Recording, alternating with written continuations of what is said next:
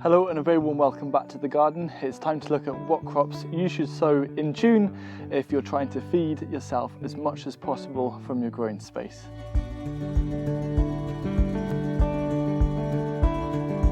First half of June you can still get away with sowing a lot of your squash and cucurbits, so courgettes, but especially winter squash, and also cucumbers, especially if you're going to be growing them undercover in a polytunnel.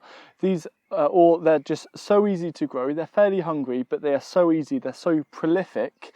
You can also eat their leaves as an additional harvest, as well as the flowers. And talking about additional harvest, just in front of me here there's some onions. If you've got onions growing, you can eat the green leaves of onions as basically a spring onion alternative.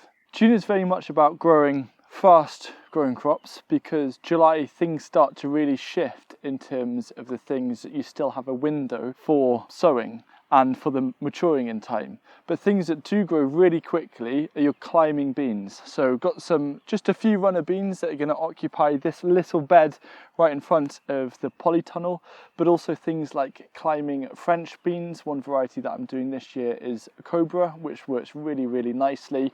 The nice thing is that these are going to get underway very soon. Every day you can see the growth, and they're going to occupy this space, and you're making the most of the vertical space as well. So if you have a small garden growing anything climbing, like climbing beans, and in early, like first half of June, it's not too late, get them in, because they are going to produce a huge amount of food in quite a small area. This crop is one of my favourites, and it's carrots, which is what have been sown under the planks here. The planks are just here to help with the germination, to retain the moisture. As soon as little seedlings appear, you can then remove the planks.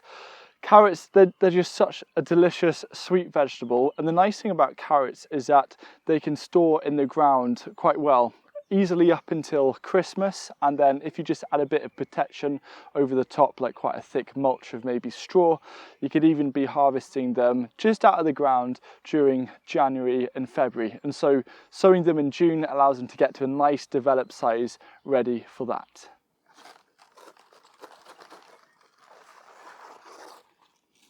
Another crop to add to the list is pak choy.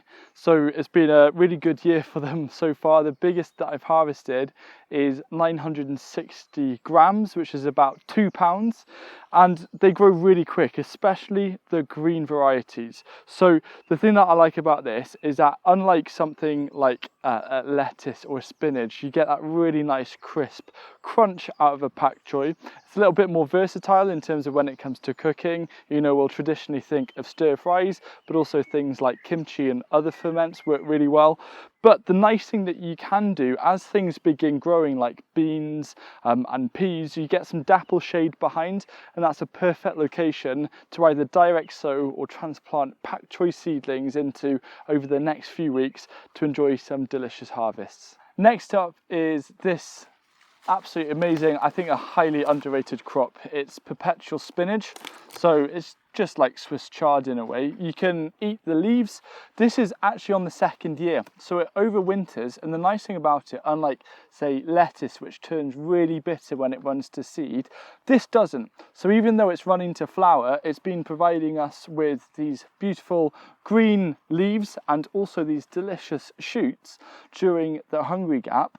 But the nice thing about this as well is that it doesn't bolt during really warm weather. And so it's so fast to get underway. Sowing it now, sow it thickly, and then you can thin out some of the seedlings to treat a little bit like baby chard, and then let the others to grow and develop, and you're going to get a huge amount of greenery that lasts you well into the start of winter as well. As our tomatoes start to grow, they're going to start casting a bit of nice dapple shade underneath them, and this is a kind of conditions that basil really like.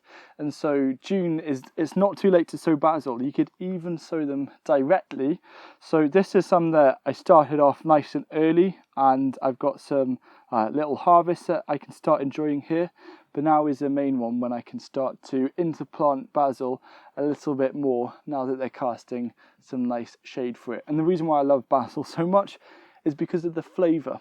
And when the tomatoes start ripening, there's a few here that are green, but in a few weeks, the marriage of basil and tomatoes is like one of the pinnacle pinnacle things about growing food. 2 really fast turnaround crops, a little bit like pak choi, to sow in June, especially if you're feeling like you're a bit late to the season, are turnips and kohlrabi. So turnips, I think they're absolutely delicious, especially when they're smaller, kind of golf ball size. If you want to enjoy like really nice sweet turnips, they're really nice crunch.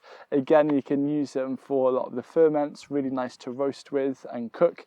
And kohlrabi as well, it is such a nice flavour. It looks like a crop that has come from outer space. So if you have some kids, then let them grow kohlrabi. I think they'll find it absolutely fascinating. They could maybe name the kohlrabis different alien names, and the leaves of kohlrabi are also edible. If you've got plenty of dapple shade, so these lettuce are under the peas, you can still sow a lot of your salads. You could even brave it with spinach. Sometimes it will run straight to seed, sometimes it won't, but just putting in a few kind of like direct sowings of, say, rocket, lettuce, spinach, etc., and also all of your annual herbs, dill, coriander, also already mentioned basil.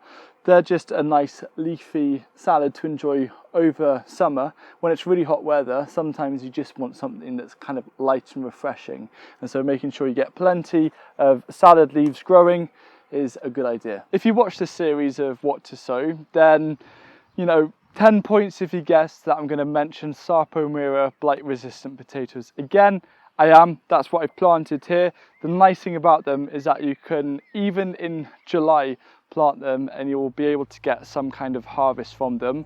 Watch this video here on how I've planted these using no compost whatsoever, just mulch, to make a nice harvest of potatoes in autumn time.